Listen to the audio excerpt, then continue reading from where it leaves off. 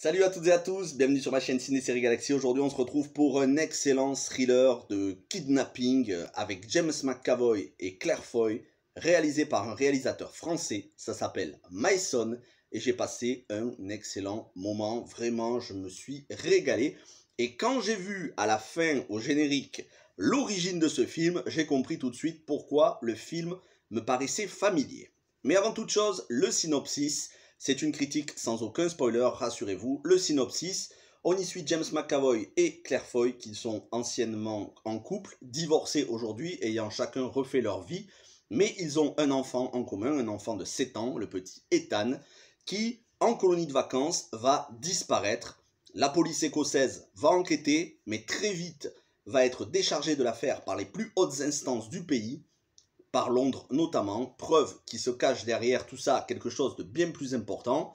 Et l'inspecteur, donc débarqué de l'affaire, va dire à James McAvoy qu'il ne faut faire confiance à personne et qu'il doit mener l'enquête tout seul de son côté. Ce qu'il va faire est découvrir que son fils a été kidnappé pour alimenter un réseau de pédophilie qui remonte jusqu'en les hautes sphères du pouvoir. Voilà, c'est tout ce que je peux vous dire sans spoilers. Je ne vous dirai pas comment se termine le film, mais je vais vous dire pourquoi j'ai aimé et pourquoi le film m'a paru familier. Tout simplement parce qu'il s'agit du remake du film français Mon Garçon avec Guillaume Canet qui était sorti en 2017 au cinéma, que j'avais vu au cinéma et que j'avais apprécié. C'était réalisé par Christian Carion, réalisateur français, et c'est ce même réalisateur, Christian Carion, qui signe aujourd'hui le remake à l'international, avec un casting international. James McAvoy, voilà, je ne vais pas vous faire toute sa filmographie, vous le connaissez, et Claire Foy qui a explosé avec la série The Crown, mais aussi Millennium et beaucoup d'autres films. Et c'est un film qui va s'exporter à l'international, parce que les films français, ça s'exporte pas très bien, et en général, les Américains et le reste du monde, ils veulent un casting anglophone. Quel est l'intérêt de ce remake? C'est un film qui est beaucoup plus nerveux, mieux maîtrisé, plus passionnant que le film original, qui était déjà très bon, et ce, grâce à deux choses notamment. James McAvoy, qui est époustouflant dans le rôle, je vais y revenir, et l'ambiance et les décors du film. Ça se passe en Écosse, avec une ambiance poisseuse, humide, de pluie, grisâtre, qui apporte un cachet encore meilleur que le film français.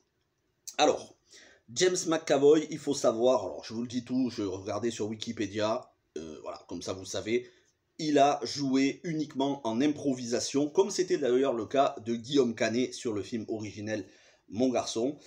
Les deux ont joué leur rôle en totale improvisation, n'ont pas eu accès au scénario. Ils ont dû faire en fonction, donner la réplique aux autres acteurs qui, eux, avaient le scénario de leur côté. Pourquoi? Pour faire un aspect beaucoup plus naturel. Et ça se voit, et ça se sent, c'est tendu.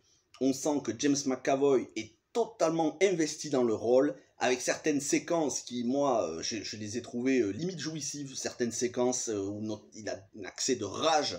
James McAvoy au sommet de son art, en même temps, c'est pas la première fois que James McAvoy livre de très grandes prestations, peut-être que sa plus grande prestation, ça reste Split de Shyamalan, mais voilà, c'est un acteur qui pour moi mérite des Oscars, et ici, il est excellent en père de famille, à la fois désespéré, mais totalement enragé de retrouver son fils.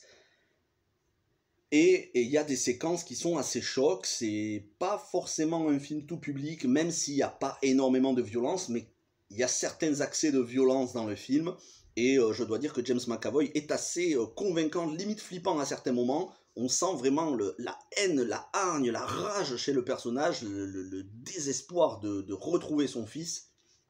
Pour cela, James McAvoy est borderline tout au long du film. On ne sait pas quand est-ce qu'il va péter un câble, quand est-ce qu'il va mettre une droite à quelqu'un, quand est-ce qu'il va s'emporter. On sent que le mec est nerveusement assez instable. C'est tout à fait normal par rapport à la situation qu'il est en train de vivre, le kidnapping de son fils. La relation, donc, le duo de jeu avec Claire Foy est impeccable. Voilà, les deux jouent très bien, même si Claire Foy est beaucoup plus en retrait dans le film.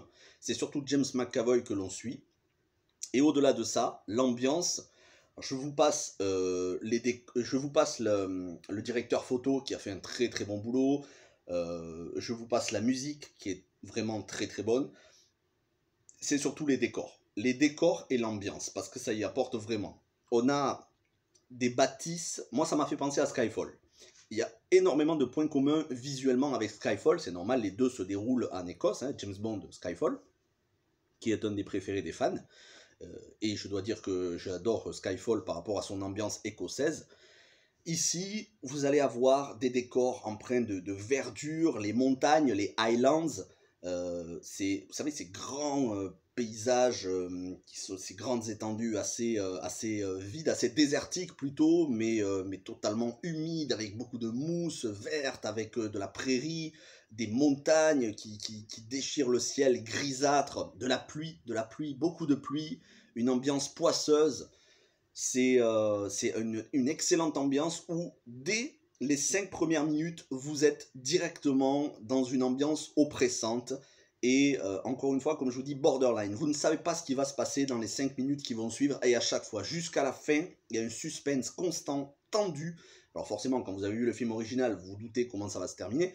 Mais voilà, l'ambiance est exceptionnelle. Et puis, les lieux, au-delà des forêts, des plaines de l'Écosse, on a des bâtisses, des châteaux écossais avec le bois qui est pourri, les infiltrations d'eau. Je dis ça parce que chez moi j'ai des infiltrations d'eau, donc forcément ça m'a rappelé un peu chez moi.